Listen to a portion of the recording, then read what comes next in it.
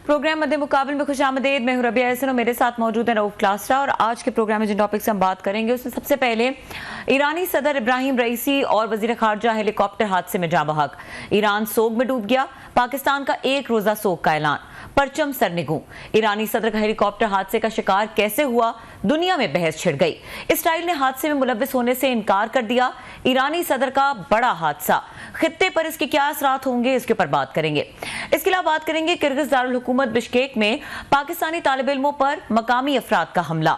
हुकूमत अपने शहरियों को बचाने में नाकाम। तालिब इल्मों को जत्थों के रहमो गरम पर छोड़ दिया। वतन वापस आने वाले तलबा अपनी तकलीफ बताते हुए पाकिस्तानी हुकूमत और सफीर के खिलाफ फट पड़े। इसके अलावा बात करेंगे जिमनी इलेक्शन NA 148 मुल्तान, हुकूमती इत्तेहाद वाज़ेह अक्सरियत से जीत गया। बानी PTI के बयानिए को बड़ा धचका। 33,000 के मार्जिन से PTI उम्मीदवार शिकस्त खा गए। गिलानी खानदान सबकत ले गया। पहली बार 3 भाई कौमी असम्बली, 1 भाई सूबाई असम्बली का हिस्सा बन गए।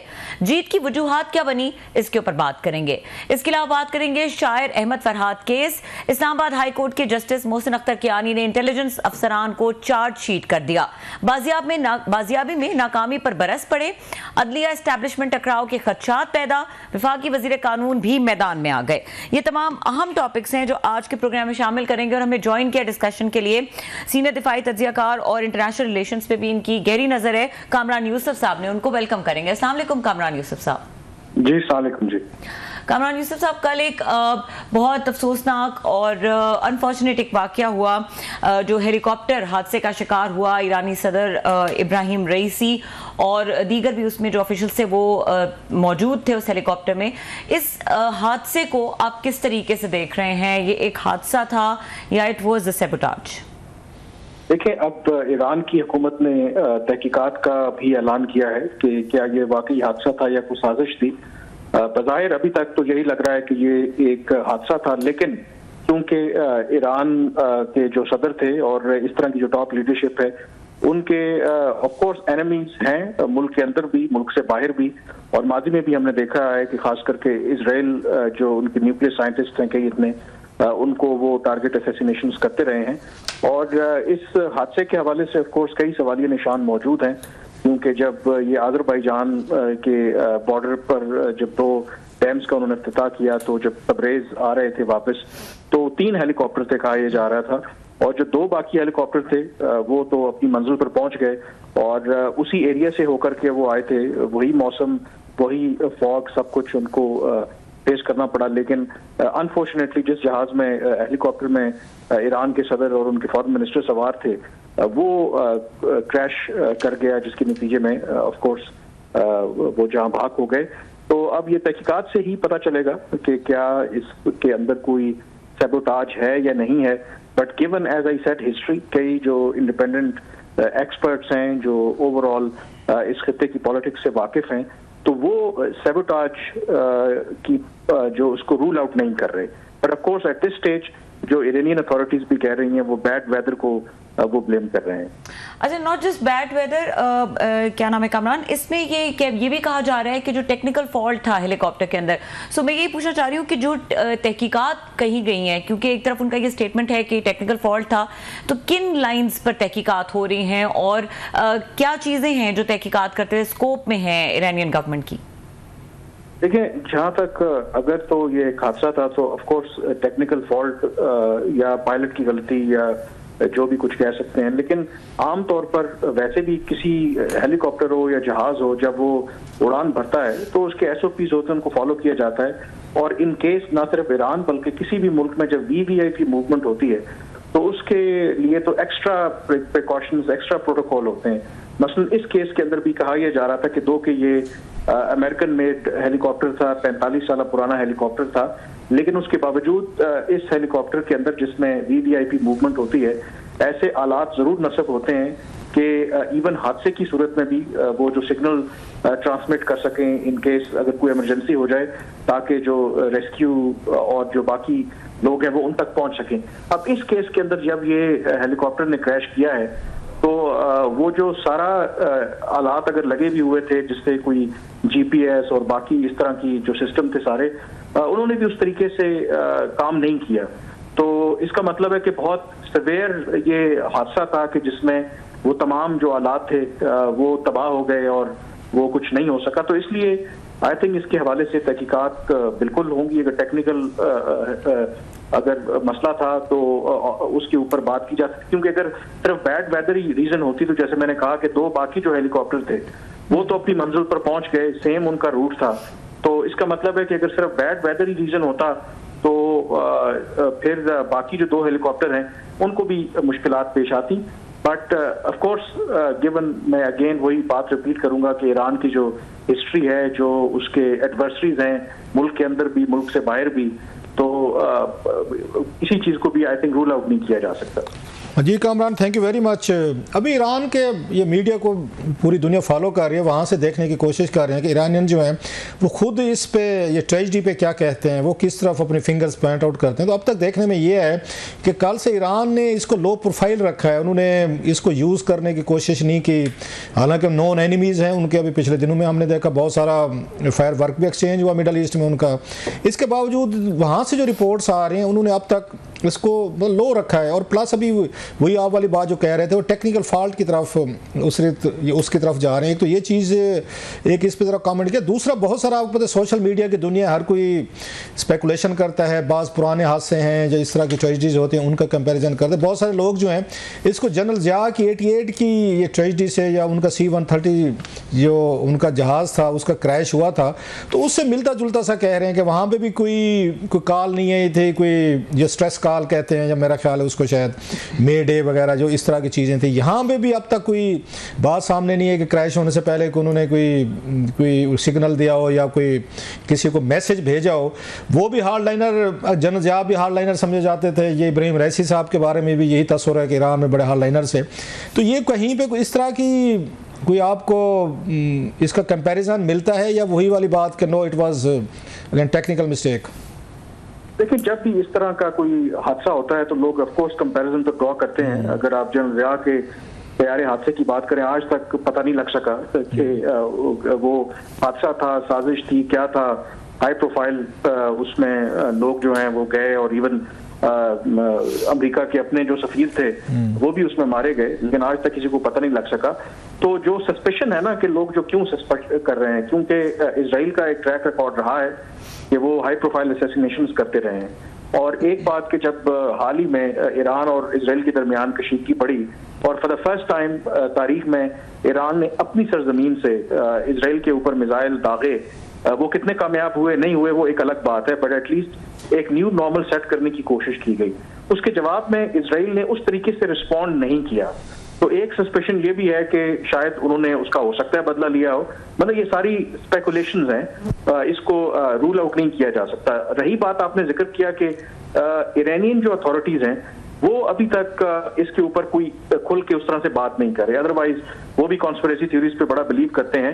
एक स्टेटमेंट जरूर मेरी नजर से गुजरा है, आप कह सकते हैं कि डॉक्टर जवाद जरीफ जो ईरान के साबका फॉरेन मिनिस्टर हैं, बड़े पढ़े लिखे हैं, उन्होंने अमेरिका पर इल्जाम आयद किया है। लेकिन अमेरिका पर इल्जाम आयद करने की जो वजह है वो ये कहते हैं कि सिंस 1979 जो अमेरिका ने गैर कानूनी तौर पर पाबंदियां आयद कर रखी हैं ईरान के ऊपर, जिसकी वजह से ईरान की जो एविएशन इंडस्ट्री है वो तबाह हो गई है। वो नए पुर्जे नहीं ले सकते, वो नए जहाज हेलीकॉप्टर एक्वायर नहीं कर सकते, बावजूद इसके कि उन्होंने कहा कि इंटरनेशनल जो कोर्ट ऑफ जस्टिस की रूलिंग भी है कि जो अमेरिका की पाबंदियां हैं खास करके एविएशन इंडस्ट्री के ऊपर वो गैर कानूनी है, लेकिन अमेरिका ने फिर भी उसको बरकरार रखा हुआ है। तो कहीं ना कहीं से ये आवाजें भी उठ रही हैं कि अगर हादसा भी था तो उसमें कहीं ना कहीं मगरिब की जो पाबंदियां हैं, अमेरिका की जो पाबंदियां हैं, उसका भी रोल है।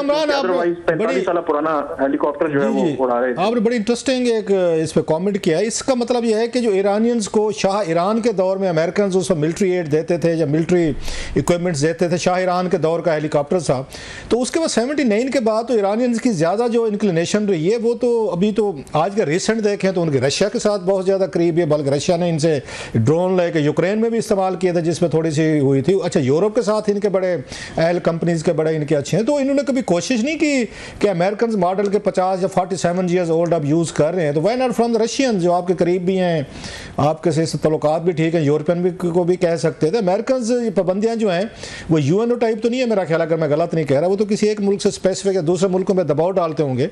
तो कभी इन्होंने सोचा नहीं है कि हम शाह ईरान के दौर के हेलीकॉप्टर अभी यूज़ कर रहे हैं, हमें को थोड़ा चेंज करना चाहिए, किसी और अपने फ्रेंडली मुल्क से लेने चाहिए?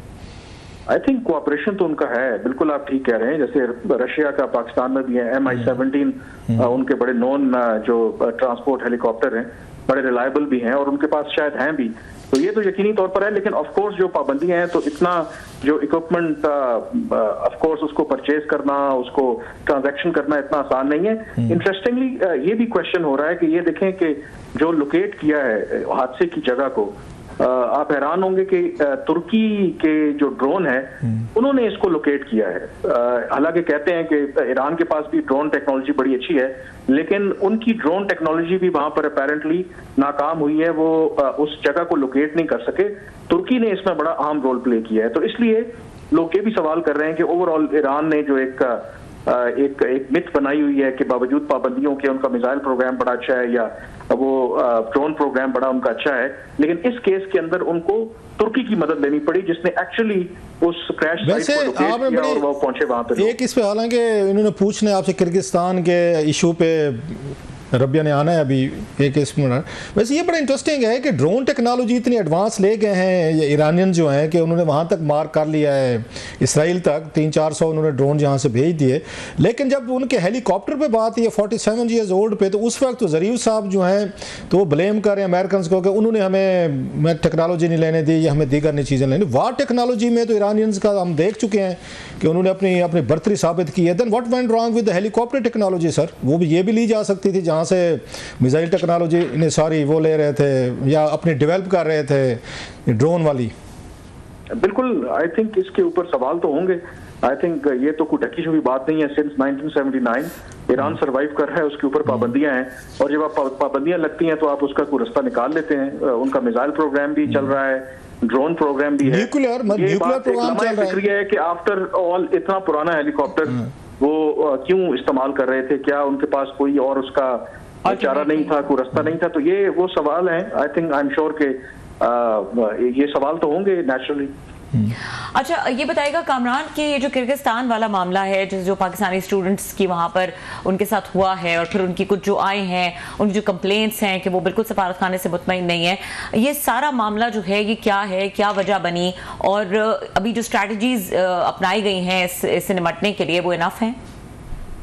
अभी जो लेटेस्ट इसमें डेवलपमेंट हुई है आस्ताना में, आपको पता है कजाकिस्तान में SCO की फॉरेन मिनिस्टर्स की मीटिंग हो रही है, तो इसाक डार साहब भी वहाँ पे मौजूद हैं। तो कुछ देर पहले उनकी जो किर्गिस्तान के फॉरेन मिनिस्टर हैं उनके साथ मुलाकात हुई है और उसमें इस इशू के ऊपर obviously top of the agenda था और जो स्टेटमेंट जारी की है तो उसमें तो यही है कि अश्योर किया है जो किर्गिस्तान के फॉरेन मिनिस्टर हैं कि वो पाकिस्तानी स्टूडेंट्स को हर तरह की फैसिलिटी प्रोवाइड करेंगे और सिक्योरिटी एंड सेफ्टी। दूसरा, आई थिंक ऑफ कोर्स ये जो स्टेटमेंट्स, ये जो खबरें आ रही हैं, दो वर्जन है। एक तो किर्गिस्तान की गवर्नमेंट का, पाकिस्तान की गवर्नमेंट का। उसमें तो बज़ाहिर के जिस तरह हमारे यहाँ भी ऑब्वियसली यूनिवर्सिटीज पे जिस तरह बाज़ दफ़ा लड़ाई झगड़ा हो जाता है और जवान ज़्यादा जोशीले होते हैं, तो ये बल्कि कैदम यूनिवर्सिटी में आपकी बात काटूं, कैदम यूनिवर्सिटी तो मतलब साल में 3-4 दफ़ा तो बंद रहती है बाकायदा। जो लड़ाई झगड़े यहाँ फड्डे डांग सोटे यहाँ पे कैदम यूनिवर्सिटी में हम देखते रहते हैं। तो इस्लामाबाद का कैपिटल है आपका, ये तो विटनेस है, आप भी हैं, हम सब हैं। बिल्कुल एब्सोल्युटली जो है ना, तो उसमें अब ये है कि एक वाक़या हुआ था, कह रहे हैं 13 मई को, उसमें कुछ एक कैफे में फॉरेनर स्टूडेंट थे, अपेरेंटली इजिप्शियन थे, उनका लोकल्स के साथ कोई वहां पे झगड़ा हुआ और वो वीडियो वायरल हो गई झगड़े की, जिसमें जो इंटरनेशनल स्टूडेंट्स थे इजिप्शियन वो गालिबन मारपीट कर रहे थे लोकल्स की। तो उस पर वो लोग वहां पे मुश्तइल हो गए, इकट्ठे हो गए और उसके रिएक्शन में उन्होंने अपेरेंटली जितने जो एशियन थे उसमें इंडियंस को भी उन्होंने टारगेट किया, जो बांग्लादेश के स्टूडेंट्स उनको भी टारगेट किया। और उसके बाद जो किर्गिस्तान की गवर्नमेंट का भी दावा है, पाकिस्तान की गवर्नमेंट का और इवन इंडियन जो गवर्नमेंट के ऑफिशियल्स का मैं वो फॉलो कर रहा था, उनके जो एम्बेसडर है वहां पे उनकी बड़ी स्ट्रांग प्रेजेंस है, तो वो भी यही कह रहे थे, दो के एडवाइस कर रहे थे अपने स्टूडेंट्स को कि वो इनडोर रहें। बट उन्होंने कहा कि सिचुएशन जो है वो अंडर कंट्रोल और काम है। बट जो पाकिस्तानी स्टूडेंट्स वहां से जो वीडियोज आ रही थी या जो लोग वापस आए हैं वो स्टिल उस खौफ में है, एंड इट इज अंडरस्टैंडेबल जब आप अपने हॉस्टल्स में अपने कमरों में और अचानक से बगैर आपने कुछ किया ना हो वहां पर लोग धावा बोल दें, तो यकीनी तौर पर एक प्रेशर। कामरान ये बताइएगा, ये मेरा ख्याल है पाकिस्तान का बताया जा रहा है बड़ी ह्यूज नंबर्स हैं, मेरे लिए भी नई चीज़ें थी, मेरे लिए तो ये भी नई बात थी कि किर्गिस्तान में वहाँ मेडिकल एजुकेशन के लिए वहाँ पे स्टूडेंट जाते हैं या समझते हैं कि वहाँ की वो अच्छी है। चाइना को तो हम सुनते थे, पहले चाइना में भी जाते थे, रशिया में बड़ी हद तक उसमें 70s 80s में यहाँ से पाकिस्तानी जाते थे डॉक्टरेट के लिए, दीगर एजुकेशन के लिए। ये Kyrgyzstan was a new thing for me at least. तो वहाँ पर एक 10,000 के करीब पाकिस्तानी स्टूडेंट्स गए नंबर 1। दूसरा, किसी और मुल्क ने भी अपने स्टूडेंट्स को इवैक्यूएट किया, क्योंकि जितनी बड़ी तादाद में ये वापस आ रहे हैं, स्पेशली जब वहाँ पे उनकी अथॉरिटीज़ जो हैं इसको कंट्रोल करने के दावे कर रही हैं, और वहाँ पे हमें नज़र भी आ रहा है थोड़ी सी शायद नॉर्मलिटी भी हुई है। और भी मुल्कों ने इस तरह कुछ जहाज़ भेजे हैं, इवैक्यूएशन की है, या हमारे यहाँ ये ज़्यादा हुआ है। आपको याद होगा कि इसी तरीके का जब कोविड आया था चाइना में, उस वक्त भी एक पैनिक लाइक सिचुएशन हुई थी। पहले बुलवा लिया गया था, पर उसके 3 महीने बाद दबाव था कि चाइनीज़ को कहें वापस लें, चाइनीज़ तैयार नहीं थे उनको लेने के लिए। इसी तरह यूक्रेन वार में मुझे याद है उस वक्त पाकिस्तानी फंस गए थे बेचारे बहुत सारे यूक्रेन में, दीगर चीज़ों में। Now it's third time. तो इज इट द मतलब राइट एक फ़ैसला है कि फौरी तौर पर अपने टेंस जो 10 हज़ार स्टूडेंट्स हैं उनको वापस बुला लिया जाए, रादर दैन कि वहाँ पे किर्गिस्तान की हुकूमत पे दबाव डाला जाता और कोई इनके ज़रिए चीज़ों को नॉर्मलाइज कराया जाता? How do you see that? All तो जो सुन रहे होंगे बहुत सारे मेरे सवाल से खुश नहीं होंगे, हालांकि मैं उन्हीं के ये फ़ायदे की बात कर रहा हूँ। मैं देखिए, जहाँ तक मैंने देखा है, मैं आपसे बात कर रहा था कि इंडियन के फॉरेन मिनिस्टर का भी स्टेटमेंट ट्विटर के ऊपर है। बाकी कम से कम वहां पर मुझे इतना पैनिक नहीं लगा, ना बांग्लादेश का वहां पर कोई इवैक्यूएशन नहीं लगा। उन्होंने ये जरूर किया है कि एडवाइस किया अपने स्टूडेंट्स को इंडोर रहें, और कोई भी अगर आपको इमरजेंसी है तो वहां पर जो उनका डिप्लोमेटिक मिशन है उसके साथ रब्ता करें, कोई ऐसा इवैक्यूएशन का प्लान नहीं है। अब जाहिर है कि जो 10,000 जो स्टूडेंट्स हैं आप उनको इवैक्यूएट तो नहीं कर सकते उस तरह से, और फिर अगर आपने वहां पर फीसें दी हैं डॉलर्स में और आपने मेडिकल के लिए आप डिग्री लेने गए हैं ना वहां पर, सेमेस्टर तो हो सकता है कि अपनी पढ़ाई आप छोड़ करके वापस आ जाएंगे। तो मेरा ख्याल है कि, और उसमें थोड़ा सा आई थिंक जो आपने भी बात की, लोग नाराज भी हो जाते हैं, हो जाएंगे, इसमें कोई शक नहीं है कि वहां पर जब इस तरह के हालात हों, आप स्टूडेंट हैं, दायरे गैर में आप पर हमला हो जाए, तो आप यकीनी तौर पर आप पर बड़ा साइकोलॉजिकल असर होता है। लेकिन अब जिस तरह से वीडियो आती है कि अब ये भी इंटरेस्टिंग है कि हमारा जो वहां पर डिप्लोमेटिक मिशन है वो बड़ा छोटा है, 2 सिर्फ वहां पे लोग हैं वहां पे जो किर्गिस्तान में। और फर्ज करें कि अगर आप ऐसी सिचुएशन होगी, मैं भी मुल्क के किस हिस्से में हूँ, ठीक है, मैं अपील करूंगा, आप कह रहे हैं हमारे पास खाने के लिए कुछ नहीं है, कुछ ये नहीं है। अब बात यह है कि किर्गिस्तान एक सॉवरेन कंट्री है। अब पाकिस्तान से तो यही हो सकता है कि फौरन, मेरा ख्याल है कि जो क्विक रिस्पॉन्स आया कि प्राइम मिनिस्टर ने फौरन बात की, जो हमारे एम्बेसडर थे, हमारे एम्बेसडर ने हाईएस्ट लेवल पे उधर उनसे कांटेक्ट किया, फिर हमारे फॉरेन मिनिस्टर की बात हुई, फिर वो वहां जाने तक के लिए तैयार थे। लेकिन जाहिर है कि वो तो उन्होंने होस्ट गवर्नमेंट ने मना किया कि जी आप इतना बड़ा इशू नहीं है, आप आएंगे तो हमारे लिए ये एम्बैरेसिंग सिचुएशन होगी। तो मेरा ख्याल है कि हमारे कामरान, आप समझते हैं कि जो ये सोशल मीडिया के फायदे भी बहुत सारे साफ ज़रा सोशल मीडिया ने इस इशू को उठाया, सेंसिटाइज किया, हुकूमत पाकिस्तान को भी कोई मतलब 12-14 घंटे तो लगे जागने में, वो तो हमें नजर, ये तो अमीर मुकाम साहब को भेज रहे थे, बाद में रोला पड़ा भाई साहब अमीर मुकाम साहब बहुत अच्छे बंदे होंगे लेकिन किर्गिस्तान में वो क्या बात करेंगे, क्या वहाँ किसी को इन्फ्लुएंस कर सकते हैं। फिर डार साहब का है जो आप कह रहे हैं कि उन्हें रोक दिया, फिर इनफ। लेकिन हेमिक से डाल दी सोशल मीडिया पे जो फिरनी हो गई जी, 5 पाकिस्तानी स्टूडेंट को कत्ल कर दिया, कुछ की रेप की खबरें आ गई, जो इस तरह की चीज़ें जब फैलना शुरू हुई कि शायद वहाँ पे खुदा ना खासा कत्लेआम शुरू हो गया है, तो पैनिक तो मेरा ख्याल है फिर पाकिस्तानी स्टूडेंट्स के पेरेंट्स में जो दूर बैठे उनमें आना ज़रूरी था।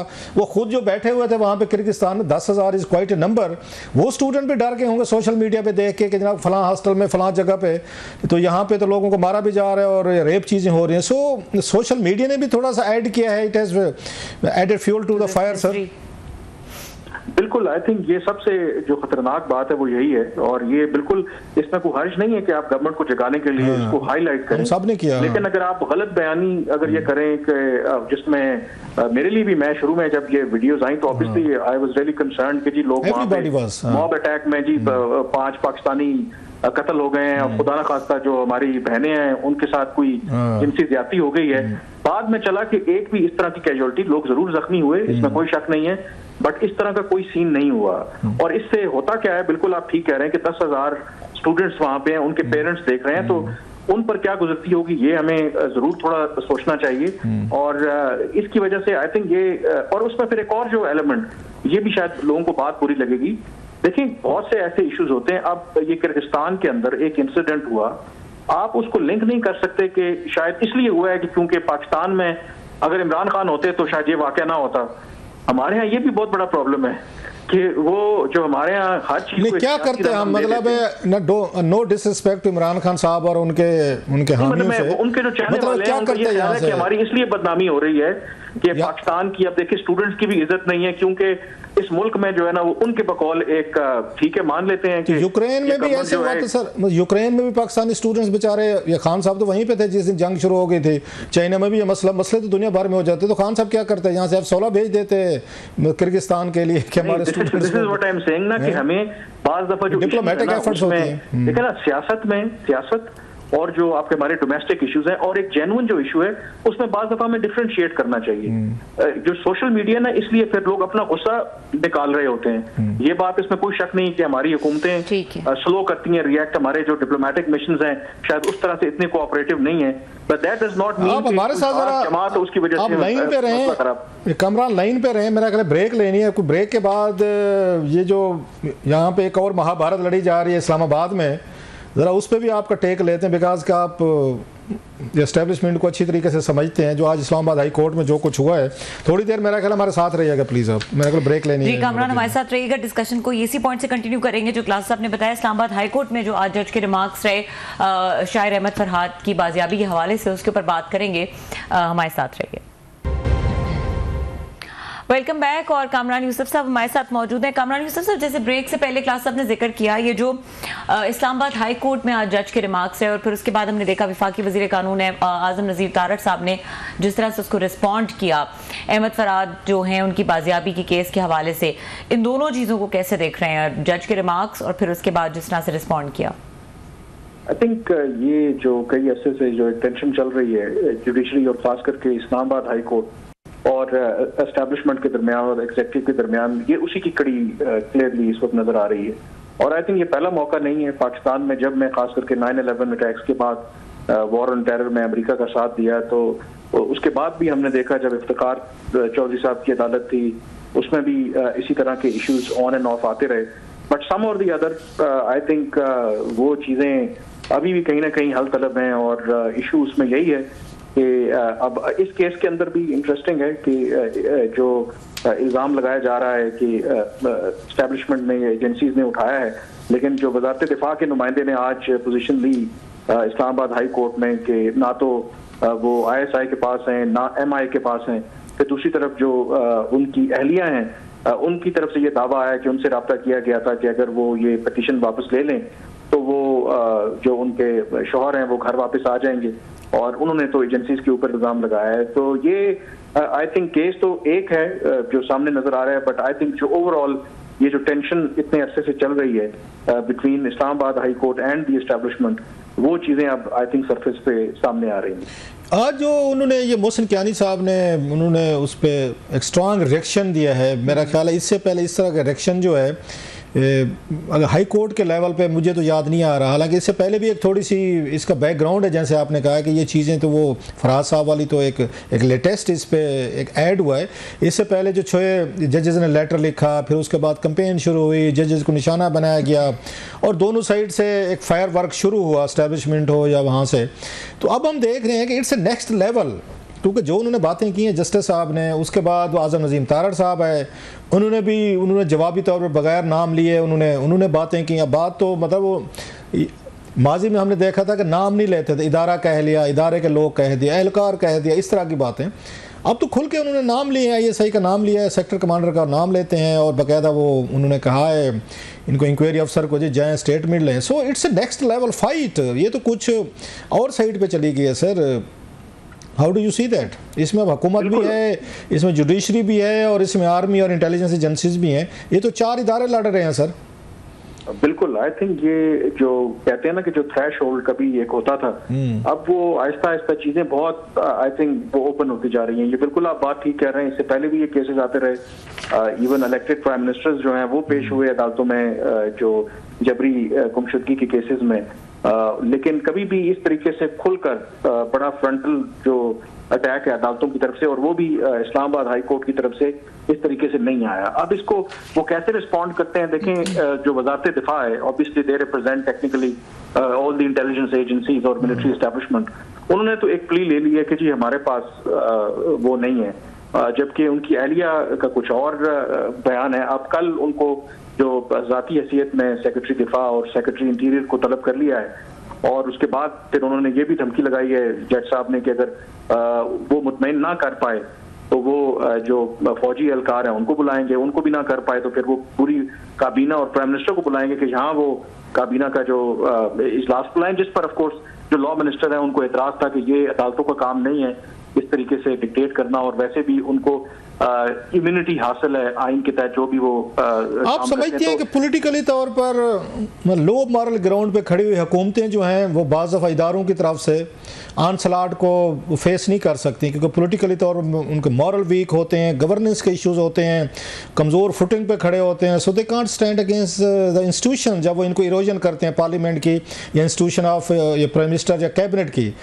Fault lies at the end of the political elite as well कि वो खड़े नहीं हो सकते अपने, जो मैंने बताया कि बहुत सारे उनके अपने अंदर फॉल्ट लाइंस होती हैं। सर बिल्कुल, आई थिंक ये बात तो है, और I think let's accept the fact कि हमारे यहाँ जो डिफरेंट पावर सेंटर्स हैं तो उसमें पार्लियामेंट की पावर हो या जो प्राइम मिनिस्टर की जो अथॉरिटी हो, वो कहीं ना कहीं तो ऑब्वियसली कॉम्प्रोमाइज है। और ऑफन ऐसा होता भी है, आपको अच्छी तरह से याद होगा जब इवन इमरान खान साहब थे उस वक्त बेस्ट उनका एक बेहतरीन पेज था, जो कई वाकयात हुए उनके दौर में भी सहाफियों के साथ, तो उसमें इमरान खान साहब तो बाद में दावा करते थे कि उनको तो पता ही नहीं था इसके बारे में, और ये हकीकत है कि हो सकता है उनको पता भी ना हो। तो हमारे यहाँ ये भी प्रॉब्लम है कि आई थिंक वाली बात है कि हमारे यहाँ जब पॉलिटिकल प्राइम मिनिस्टर अपने बिल पास कराने के लिए वो इंटेलिजेंस एजेंसीज को कहेंगे, जनरल साहब को कहेंगे जनाब बंदे इकट्ठे करके दें, हमने बिल पास कराना है, तो फिर वो कहाँ खड़े होंगे, क्या स्टैंड लेगा और किस तरह का लेंगे। बहरहाल thank you very much sir, very kind of you. शुक्रिया। कामरान यूसुफ हमारे साथ मौजूद थे, एक्सक्लूसिव गुफ्तगू कर रहे थे नाहम तरीन टॉपिक्स पे, और यहाँ पे वक्त हुआ ब्रेक का। ब्रेक के बाद बात करेंगे मुल्तान इलेक्शन, जो इन्हें 148 का इलेक्शन था उसके हवाले से, और जमशेद रिजवानी सीनियर रिपोर्टर है वो वहां से हमारे साथ मौजूद होंगे, उनसे इस पर जो ताज़ा तरीन अपडेट्स हैं वो लेंगे। हमारे साथ रहिए। Welcome back. और हमारे साथ सीनियर सहाफ़ी मुल्तान से जमशेद रिजवानी साहब मौजूद हैं, उनको वेलकम करेंगे। अस्सलाम वालेकुम जमशेद रिजवानी साहब। जी अल्हम्दुलिल्लाह। जमशेद रिजवानी साहब ये बताइए, ये जो मुल्तान में 148 में हुआ, इसका जो नतीजा आया कि हुकूमती इत्तेहाद ने वाज़े जीत यहाँ पर जो है वो स्कोर की, ये अपसेट था या ये एक्सपेक्टेड था? देखिए, मेरा ख्याल है कि एक चीज़ ही गौर की जा रही थी, बात हो रही थी कि क्या टर्न आउट रहेगा और क्या पीटीआई का वोटर 8 फरवरी की तरह बाहर निकलेगा या नहीं निकलेगा। तो वही डिसाइसिव हुआ इस इलेक्शन में, कल वाले में, और उसमें जो पीटीआई का वोटर था वो नहीं निकला। तो उसकी वजह से जो मुस्लिम लीग नवाज की सपोर्ट हासिल थी पीपल्स पार्टी को, इस तरीके से पीटीआई के जो उम्मीदवार तैमूर अल्ताफ मलिक थे वो इलेक्शन डे जो स्ट्रेटजी होती है उसमें कहीं पीछे रह गए। उसके मुकाबले में गिलानी फैमिली ने इलेक्शन डे स्ट्रेटजी को बड़ी कामयाबी से अमल किया, उसके ऊपर जो उन्होंने बनाई, और उनका जोर ये था कि ज़्यादा वोटर्स को बाहर कैसे निकालना है। और ज़िमनी इलेक्शन में आमतौर पे लोग बाहर नहीं निकलते, फिर मौसम गर्म था तो किस अंदाज में लोगों को कायल किया जाए कि वो बाहर निकलें। उन्होंने एक एक पोलिंग स्टेशन को मार्क किया हुआ था, ड्यूटीज थी, और उन्होंने ज़्यादा वोट कास्ट कराए। उसके मुकाबले में तैमूर अल्ताफ मलिक जो थे वो पीटीआई के उम्मीदवार, वो शायद समझ रहे थे कि 8 फरवरी वाली वेव है, उसी तरीके से पीटीआई का वोटर बाहर निकलेगा। और फिर अब मुझे एक साबिक वफाकी वजीर जो इस इलाके का अहम धड़ा है हाजी सिकंदर यार गोजन साहब, उनकी भी मुझे सपोर्ट है। तो लेकिन ये था कि उस दिन इलेक्शन डे की जो स्ट्रेटजी थी कि वोटर को पुल करना था, उनके घरों से निकालना था, उस पर पीटीआई के उम्मीदवार नाकाम रहे, और वही रिजल्ट है जो इस वक्त नजर आया है, और बड़ी कंफर्टेबल विन है गिलानी फैमिली की। अच्छा जमशेद, ये बताइएगा कि उन्होंने माना तस्लीम किया है तैमूर मलिक साहब ने कि यस कि I have been fairly defeated, क्योंकि उन्होंने यूसुफ रज़ा गिलानी साहब के वक्त वो कह रहे थे कि नहीं जनाब कि मुझे 2 नंबरी तरीके से हराया गया है, गिलानी साहब हार गए थे, उनको जितवा दिया गया। तो अब की दफ़ा वो क्या कहते हैं, इज इट सेटिस्फाइड कि इट्स ए फेयर रिजल्ट? देखिए, जब पोलिंग का वक्त खत्म हुआ उस वक्त तक मुतमईन थे तैमूर अल्ताफ मलिक साहब, और फिर जब वो रिटर्निंग ऑफिसर के दफ्तर के बाहर गए तो उस वक्त कोई उम्मीदवार वहां नहीं था, तो उनको किसी भी उम्मीदवार को रिटर्निंग ऑफिस के दफ्तर के बाहर अंदर नहीं जाने दिया, बाहर खड़े रहे, जबकि अली कासिम गिलानी वहां गए ही नहीं। तो फॉर्म 45 के मुताबिक जो रिजल्ट आ रहे थे, और ये पहला रिजल्ट है जो खदशा था कि जी फॉर्म 45, 47 कम से कम वो बात भी नहीं हुई। फिर जो आखिरी उन्होंने वीडियो बयान जारी किया तैमूर अल्ताफ मलिक ने, उन्होंने बड़े शुक्रिया अदा किया वोटर्स का, और फिर ये कहा कि इस तरह की जीत मेरे मुखालफिन को मुबारक हो, और लेकिन उस वक्त वो कंफर्टेबल थे, लेकिन दरमियान में बड़े अग्रेसिव थे जो पोलिंग खत्म होने के कुछ देर बाद, कि उन्हें अंदर क्यों नहीं जाने दिया जा रहा, अंदर कोई कैंडिडेट था ही नहीं। तो जो फॉर्म 45 के मुताबिक बाकी जो रिजल्ट हमें भी मिलते रहे और जो इनके पास भी आए, उसने बाद में इनको काफी हद तक ठंडा कर दिया। मतलब आप ये कह रहे हैं कि after a long time at least ये इत्तेहाद जो है, शहबाज शरीफ साहब की जो हुकूमत में इस वक्त इत्तेहाद के हैं या उनकी हुकूमत के सपोर्टर करें पीपल्स पार्टी वाले, कोई एक दो लोग आ गए हैं हाउस में जो कह सकते हैं कि हम फॉर्म 45 वाले हैं, हम 47 वाले नहीं, एटलीस्ट गिलानीज कैन क्लेम ना हो। बिल्कुल, और कम से कम अली जो कासिम गिलानी है वो तो भाई बबंगे दोहल कहेंगे कि फॉर्म 45 है मेरे पास, जेल ने पकड़ने सारे मेरे पास। अच्छा, और वो कैलकुलेट भी वो अपने फॉर्म 45 को ही कर रहे थे, चीजें कर रहे थे, उसके अलावा किसी उसको वोट को काउंट ही नहीं कर रहे थे वो चीजों को। तो ये बड़ी कंफर्टेबल विन है, जो वो इस वक्त तक वो बात हुई नहीं कि जी रिटर्निंग ऑफिसर रिजल्ट नहीं दिया गया, ये वो नहीं दिया गया। जमशेद ये बताएं, पिछली दफा तैमूर मलिक साहब कितने वोट थे? आपकी दफा तो 52,000 है अगर मैं गलत नहीं कर, लास्ट टाइम जब गिलानी साहब के अगेंस्ट 62 थे या कुछ 65 थे, मैं आई एम सॉरी कि मुझे एग्जैक्ट नहीं याद, लेकिन मेरे ख्याल इतने करीब थे। कितने थे लास्ट टाइम जो इलेक्शन 8 फरवरी वाला हुआ था? जी उनके 66,000 तकरीबन वोट थे, और जो अगर वो देखें तो इस दफा उनका वोट कम हुआ है, हालांकि उसके मुकाबले में इस दफा कैंडिडेट भी 2-3 की बजाय 2 थे, तो वो वोट भी कम हुआ। और मेरा ख्याल है कि सिर्फ आपको पता है कि 32% सिर्फ तकरीबन वोट कास्ट हुआ। आपको मैं बताऊं 275 पोलिंग स्टेशन हैं, उनमें से 222 पोलिंग स्टेशन ऐसे हैं जहां पर अली कासिम गिलानी को बढ़तरी रही। सिर्फ 53 वोट पोलिंग स्टेशन ऐसे थे जहां पे जीते हैं तैमूर अल्ताफ मलिक। लास्टली मतलब ये कह रहे हैं आप 2013 और 2018 have been worst years for the Gilani families. अब कोई उसके बाद मेरा ख्याल है उनकी चीजें ठीक हुई ऑलमोस्ट, वो बाप बेटे सारे इस वक्त पार्लियामेंट में हैं या उर्दू में हैं। सर ये तो एक रिकॉर्ड है, शायद आप इसको तारीख तालिब इल्म है और सियासत के एक वक्त में एक पार्लियामेंट में मेरा ख्याल है कि जो 4 बेटे और खुद चेयरमैन सेनेट हो कोई भी या एक खुद हिस्सा हो, तो ये पहली दफा हुआ है। और मेरा ट्रिपलेट है, ये गिलानी साहब के ट्रिपलेट हैं जो तीनों मेरा ख्याल है बच्चे हैं ना, ये मेरे ट्रिपलेट हैं। अब्दुल कादिर गिलानी चौथे बच्चे हैं उनके, 3 ट्रिपलेट भी बने हैं, तीनों चीजें हैं।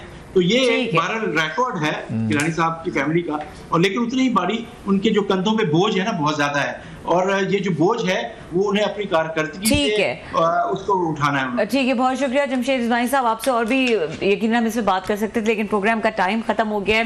देखने के लिए शुक्रिया, इजाजत दीजिए, अल्लाह हाफिज।